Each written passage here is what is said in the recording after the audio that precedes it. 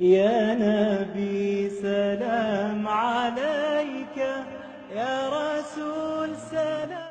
ابراہیم علیہ السلام کا ذکر ہم سب سنتے ہیں. آگ میں نمرود نے ڈالا آپ کو، آگ میں ڈالا. کیا معاملہ تھا؟ معاملہ یہ تھا کہ ابراہیم علیہ السلام بتوں کی مذمت کرتے تھے، ان کو برا بھلا کہتے تھے. نمرود کو یہ اچھا نہیں لگتا تھا.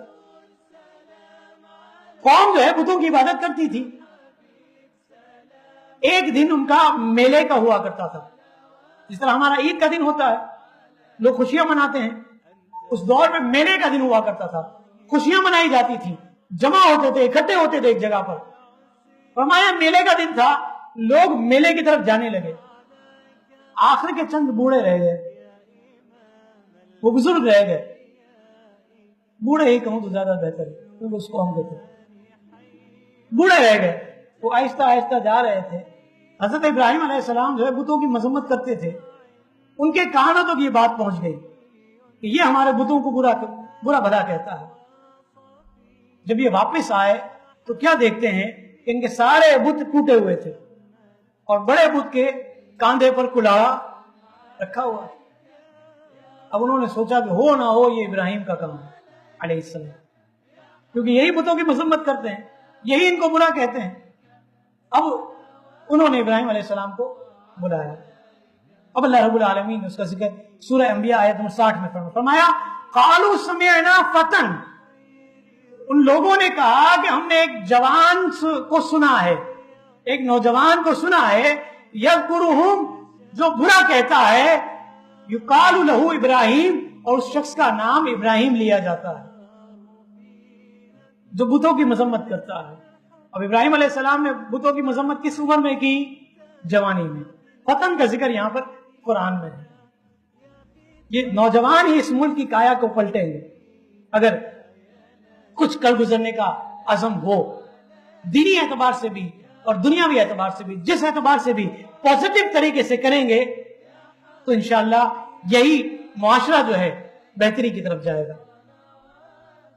فرمایا کہ ہو نہ ہو یہ ابراہیم ہیں جو بتوں کی مذمت کرتے ہیں. اب یہاں سے دیکھ لیجئے، غور کیجئے، ابراہیم علیہ السلام تنہا تھے، مد مقابل کون تھے؟ بتوں کی عبادت کرنے والے. نمرود کا بھی ساتھ تھا جو سرکش تھا. اتنے لوگوں کے آگے ابراہیم علیہ السلام تنہا، لیکن آپ نے جو کرنا تھا، جو آپ کا منصب تھا، وہ آپ نے کیا یا نہیں کیا؟ وہ کیا، کر دکھایا. اپنے منصب سے پیچھے نہ ہٹے، اپنی ہمت، استقامت، جرت، بہادری، لگن، جذبے کی داستان آپ نے رقم کی تاکہ قیامت تک لوگ ان آیتوں کو پڑھیں اور اس سے نکات نکالیں اور اپنے نوجوانوں کی تربیت کریں.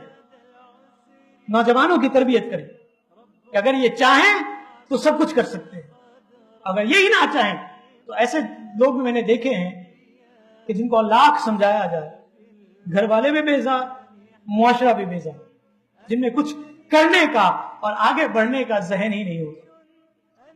فرمایا کہ جب یہ سب کچھ ہو گیا تو انہوں نے کیا کیا؟ قالوا حرقوه وانصروا آلهتكم ان کنتم فاعلین. انہوں نے کہا اس کو جلا ڈالو اور اپنے خداؤں کی مدد کرو اگر تمہیں کرنا ہے، کیونکہ انہوں نے بتوں کو توڑا ہے.